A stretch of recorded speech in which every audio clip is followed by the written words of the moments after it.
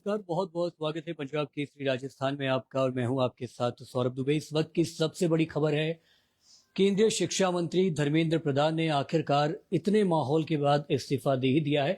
आप बेहतर ढंग से जानते होंगे कि पिछले लंबे वक्त से जंतर मंतर दिल्ली पे जो प्रदर्शन चल रहा था युवाओं का और खास तौर पे जेनजी प्रदर्शन चल रहा था, जिसमें तमाम नारे, तमाम मांगे की जा रही थी शिक्षा मंत्री धर्मेंद्र प्रधान के इस्तीफे को लेकर, आखिरकार वो कारगर हुआ और इस आंदोलन की पृष्ठभूमि के तहत और इसके नतीजे के तहत आखिरकार धर्मेंद्र प्रधान शिक्षा मंत्री को इस्तीफा देना पड़ा है।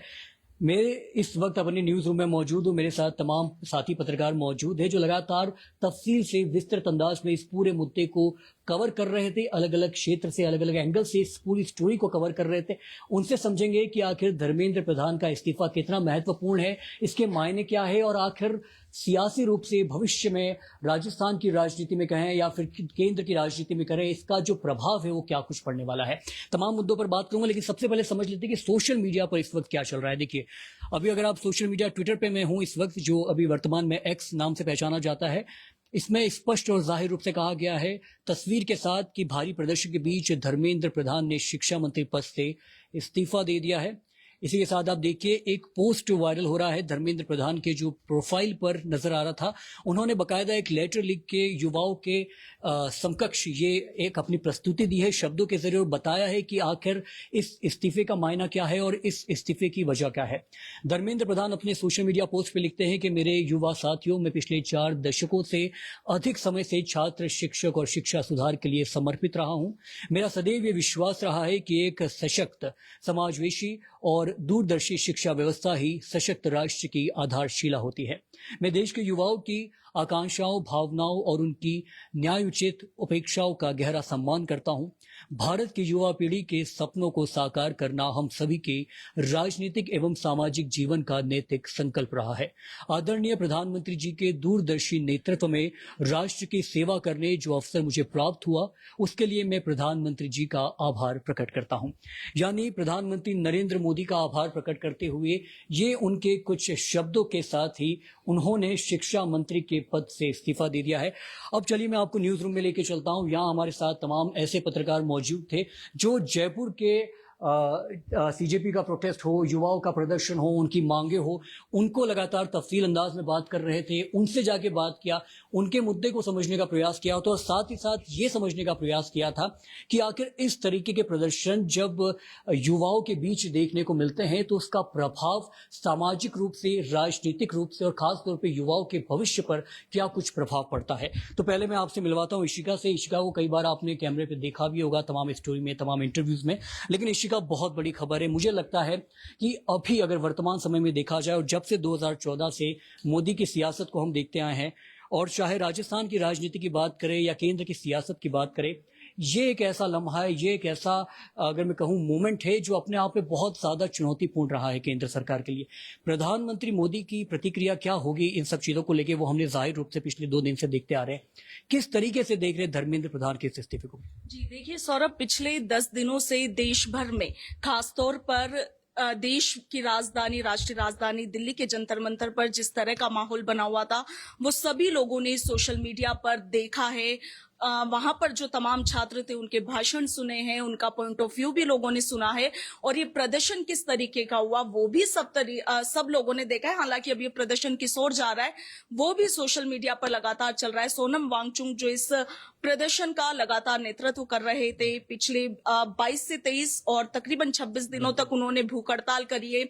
इधर अभिजीत दीप के जो कि सीजेपी पार्टी के फाउंडर कहे जाते हैं, माने जाते हैं, उन्होंने भी कुछ दिनों तक अनशन किया और जिस तरीके का माहौल सौरभ देश भर में बनाया गया कि यहाँ पर अकाउंटेबिलिटी लेनी जरूरी है, रिस्पॉन्सिबिलिटी लेनी जरूरी है और छात्रों ने ये माना कि जब तक देश का शिक्षा मंत्री इस्तीफा नहीं देगा तब तक सरकार की ओर से इस मुद्दे पर रिस्पॉन्सिबिलिटी। और इसी का कमाल का आप वो देखिए कि पहले एग्जाम जो पेपर, नीट पेपर लीक का मुद्दा उठाया, फिर सरकार ने बहुत ही व्यवस्थित रूप से उसको रीनीट करवाया, उस पेपर को अंजाम दिलवाया, उसके बाद ये कदम उठाया गया धर्मेंद्र प्रधान के इस्तीफे को लेकर। जी तो देखिए अब ये इस्तीफा क्यों हुआ, धर्मेंद्र प्रधान ने इस मोड़ पर आकर के इस्तीफा क्यों दिया है, है, ये अभी तक क्लियर नहीं हो पाया है, क्योंकि उनका जो लेटर उसमें उन्होंने ये लिखा है कि पिछले 10 दिन का जो घटनाक्रम है वो देखकर मैं बहुत व्यथित हूं। ये मेरी व्यक्तिगत प्रतिष्ठा का सवाल नहीं है, मगर जिस तरीके का माहौल देश में बन रहा है, मैं चाहता हूं कि छात्र हमारी और हमारी पार्टी की तरफ से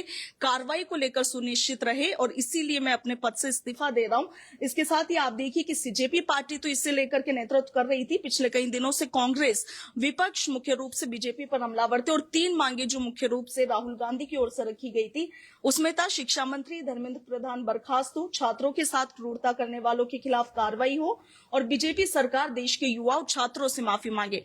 एक दिन पहले हम देखते हैं कि प्रधानमंत्री नरेंद्र मोदी सीधा सोशल मीडिया पर आते हैं, खुद का बयान वो खुद से रिकॉर्ड करके जारी करते हैं, उसके बाद में सभी युवाओं का धन्यवाद भी देते हैं, और आज धर्मेंद्र प्रधान का ये इस्तीफा हो जाना इशिका काफी दिलचस्प बात नहीं है, क्योंकि सीजेपी अभिजीत दीपके एक तरीके से इस प्रोटेस्ट के फाउंडर रहे हैं, और ऐसे में इस आंदोलन को टेक ओवर कर जाती है सियासत, और वो भी ऐसी पार्टियां जो मुख्य विपक्षी दल रहे हैं।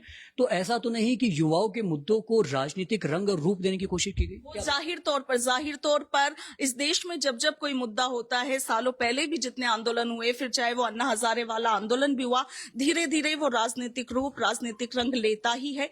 इस आंदोलन में भी कुछ ऐसा ही हुआ। शुरुआत एक पार्टी से, एक व्यक्ति से हुई, मगर धीरे धीरे कहा जाने लगा कि जन आंदोलन बन गया है, और उसके बाद में धीरे धीरे देखा गया जैसे इसमें नेताओं की पार्टीज की, आम आदमी पार्टी हो, कांग्रेस हो, और राजस्थान की रीजनल पार्टीज की बात कर ले, भारत आदिवासी पार्टी हो, तमाम जो पार्टियां हैं उनके नेता इन आंदोलन में पहुंच रहे हैं, भाषण दे रहे हैं। तो जाहिर तौर पर सियासत का रंग तो इसने लिया, राजनीतिक रंग तो इसने लिया ही है।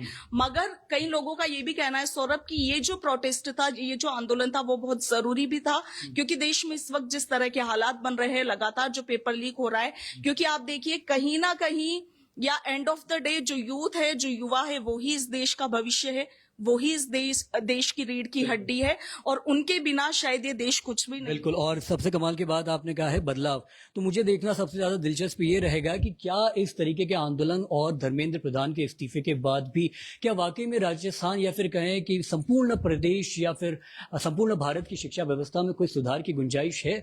लेकिन जेनजी जिस तरीके से माहौल बना रहे थे, जिस तरीके से प्रदर्शन कर रहे थे, जिस तरीके से अपनी जो मांगे हैं वो केंद्र तक पहुंचाने का प्रयास कर रहे थे, उसका दायित्व क्या है, उसका महत्व क्या है, इसको समझते हैं। हमारे साथ हमारी साथी पत्रकार लकी मौजूद है। लकी इस प्रोटेस्ट में भी थी, उन्होंने तफसील से, विस्तृत अंदाज में उनको बहुत करीब से इन प्रदर्शनकारियों को देखा है, उनकी मांगों को समझा है और समझने का प्रयास किया है कि आखिर वो क्या कुछ कहना चाहते हैं।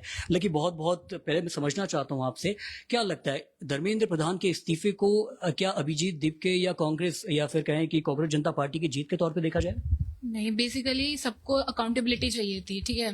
तो ये great powers comes with responsibility था, अकाउंटेबिलिटी मिली, क्योंकि पूरा प्रोटेस्ट सिर्फ एक ही चीज पे था कि इतना सब कुछ हो रहा है, इतने सारे पेपर लीक हुए हैं, उसमें हमें चाहिए अकाउंटेबिलिटी। तो बेसिक दिस इज द जीत बोल सकते हैं, क्योंकि अकाउंटेबिलिटी का पूरा मुद्दा था, अकाउंटेबिलिटी चाहिए थी, पावर्स उनके पास में, उन्होंने अपने पद से इस्तीफा दिया है। पूरा प्रोटेस्ट का एक ही नारा था कि आप अकाउंटेबिलिटी लो, अगर आप रिस्पॉन्सिबिलिटी लेते हो, क्रेडिट्स के लिए लड़ाई होती है जैसे पार्टीज के बीच में, तो अकाउंटेबिलिटी पे भी तो होनी चाहिए थी। अब उन्होंने वो चीज कर दी, तो ये तो यूथ का एक जीत ही है। तो आपको क्या लगता है किस तरीके से युवा, क्योंकि जो आक्रोश युवाओं में मुझे दिख रहा था बहुत लंबे टाइम से, अब उसको मैं मर्यादित भाषा में कहूँ, सामाजिक एक औपचारिक भाषा में कहूँ, लेकिन कई सारी ऐसी बाधाएं थी, कई सारी ऐसी लिमिटेशंस थी, तो युवाओं ने लांग ली थी। अब जो आक्रोश उनका जो देखने को मिला सोशल मीडिया पे, मीडिया के सामने, अखबारों में, सुर्खियों में, क्या लगता है वो आक्रोश कम होगा, वो खत्म होगा, या फिर ये जो मांगे हैं धर्मेंद्र प्रधान के इस्तीफे तक सीमित रहेगी, या अब युवा कुछ और भी चाह रखते हैं? पहले तो आक्रोश कम होगा, क्योंकि वही बात है, इस्तीफे की ही मांग थी, अब वो मिल चुका है, तो एक बार के लिए तो चीज होगी। अब जैसे कोई और इससे कुछ बड़ी चीज होती है तो ऑब्वियस उसके ऊपर भी बोलना पड़ेगा, क्योंकि हम अगर नहीं बोलेंगे तो कोई नहीं बोलेगा। बीइंग अ यूथ मैं भी अपनी चीजें उठाऊंगी। अगर बहुत सारे मैटर्स, अगर सेम चीज होती है, अगर सरकार किसी की बात नहीं सुनती है, नहीं होता है, तो दोबारा प्रोटेस्ट हो सकता है, इसमें कुछ अपन इफ एंड बट नहीं लगा सकते। तो गुंजाइश अभी भी है कि अगर युवाओं का जो आक्रोश है वो शांत नहीं हुआ, उनका जो क्रोध है, उनकी जो पीड़ा है, उनका दर्द है, गुस्सा है, अगर वो जाहिर रूप से अभी तक शांत नहीं हुआ, तो संभावना ये भी है कि इस आक्रोश को, इस आंदोलन को नए रूप रेखा के साथ एक बार फिर से दुनिया की सरजमी पे, भारत की सरजमी पे पेश किया जा सकता है। सोशल मीडिया पे क्या कुछ चल रहा है एक बार फिर से बात करेंगे। आइए, ये वो पत्र था जो धर्मेंद्र प्रधान लगातार अपने फॉलोअर्स को या फिर कहें कि देश के युवाओं को समर्पित कर रहे थे। लेकिन अभी जो लेटेस्ट अपडेट्स आ रही है उसको लेके क्या कुछ है, देखिए कुछ ऐसे विजुअल से ये तस्वीर सीधा धर्मेंद्र प्रधान के इस्तीफे के बाद की तस्वीरें हैं। युवाओं के बीच में जो उल्लास, उत्साह, उमंग आपको नजर आ रही है वो कमाल की है। ये वही तस्वीर है, ये वही जोश है जो युवा लगभग तकरीबन 26 दिनों से उम्मीद कर रहे थे और चाह रहे थे कि ऐसा कुछ लम्हा, ऐसा कुछ फैसला, ऐसा कुछ आदेश, ऐसा कुछ निर्देश सरकार द्वारा प्रेषित किया जाए, प्रेरित किया जाए, प्रदर्शित किया जाए। और इसी का सबसे बड़ा प्रमाण आपको यहाँ स्क्रीन पे नजर आ रहा होगा। जाहिर रूप से ये बहुत युवा वर्ग है, 30 कहें अगर 25 से 30 साल के बीच के ये सब आपको नजर आ रहे होंगे। और इनकी लगातार मांगे थी कि धर्मेंद्र प्रधान का इस्तीफा हो और यही एकमात्र प्रमाण बन सकता था शिक्षा व्यवस्था के सुधार में। अब कमाल की हैरत की बात यह है कि धर्मेंद्र प्रधान का इस्तीफा हो गया है, लेकिन आने वाले वक्त में इनकी मांगे कहां तक जाती है, किस जायज अधिकार तक ये अपनी मांगों को लेकर जाते हैं, और क्या धर्मेंद्र प्रधान के इस्तीफे तक ही इस तमाम ये जो आंदोलन था वो समाप्त हो जाएगा, या फिर अभी और बहुत कुछ देखना बाकी है भारत की राजनीति को, राजस्थान की राजनीति को। और सबसे बड़ा सवाल जो मेरे जहन में बार बार उठ रहा है कि अब कॉकरोच जनता पार्टी का क्या होगा, क्योंकि देखिए सीजेपी एक मूवमेंट के तौर पे पेश आई थी। अमेरिका से एक व्यक्ति है अभिजीत दिपके, वो इंस्टाग्राम पे अकाउंट बनाते हैं। हमारे जो चीफ जस्टिस ऑफ इंडिया है सूर्यकांत, उनके एक बयान के बाद वो अकाउंट बनाया जाता है। उसके बाद बड़ी संख्या में युवा उनको फॉलो करते हैं, उनके जो विचारधारा है उससे बहुत ज़्यादा हद तक कंट्रीब्यूट करते हैं। और उसके बाद ये सोशल मीडिया प्रोटेस्ट एक आंदोलन के रूप में ज़मीन पर उतरता है, जंतर मंतर पे, और न सिर्फ दिल्ली तक सीमित रहता है बल्कि जयपुर के सरजमी पे भी अपनी एक तरीके से तस्दीकी करता है। लेकिन बावजूद इसके जो समर्थन था वो सोनम वांगचुक जैसे व्यक्ति जो शिक्षाविद रहे हैं, जो वैज्ञानिक रहे, उनके समर्थन के साथ कहीं ना कहीं केंद्रीय स्तर पे और देश वैश्विक रूप से इसको सुर्खियों में लाता है। और कॉकरोच जनता पार्टी का अब क्या कुछ होना है, ये सबसे बड़ा सवाल है। अभिजीत दिपके का क्या कुछ होना है, क्या वो वापस अमेरिका लौट जाएंगे, क्या उनका काम इंडिया में पूरा हो चुका है, या फिर ये उनकी सियासी पारी की एक नई शुरुआत है, ये कॉकरोच जनता पार्टी की एक नई शुरुआत है। और जो उनसे जुड़े युवा थे, उनसे जुड़े जो समर्थक थे, उनके लिए एक नया भविष्य, एक नया करियर शुरू हो गया है। इसको लेकर भी अभी लगातार अंकुश बना हुआ है पंजाब केसरी राजस्थान। इस पूरे मुद्दे पर तफसील से, विस्तृत रूप से और काफी जमीनी स्तर पर पहुंचकर इस पूरे मामले को समझने का और समझाने का प्रयास कर रहा है। आपको करना क्या है, आपको पंजाब केसरी राजस्थान देखते रहना है और आपकी जो भी प्रतिक्रिया है, जो भी राय है, जो भी कमेंट है, वो प्लीज करते रहिए। देखते रहिए पंजाब केसरी राजस्थान। एक बार फिर से बहुत बहुत शुक्रिया।